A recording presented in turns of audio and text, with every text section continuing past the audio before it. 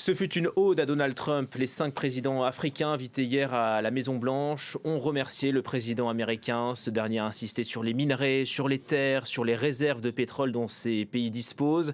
C'est le cas du Sénégal qui regorge de pétrole et de gaz naturel. Son président Bassirou Diomaye Faye a insisté sur la stabilité politique de son pays, son environnement réglementaire favorable.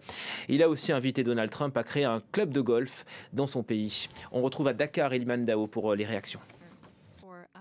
L'entrevue accordée par Donald Trump à 5 dirigeants africains ce mercredi à la Maison-Blanche, très commentée par la presse sénégalaise ce jeudi.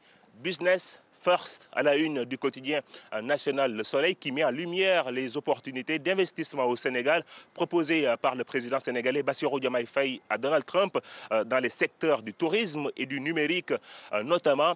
D'où ce jeu de mots du quotidien Enquête, New Deal africain.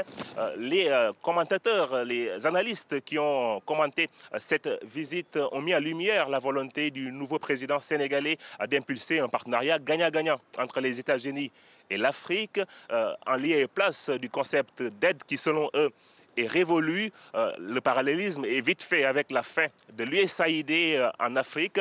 L'organisme américain au budget colossal de 40 milliards de dollars intervenait au Sénégal, mais aussi un peu partout sur le continent africain dans plusieurs projets de développement. L'USAID qui a été mise à terme par l'administration Trump.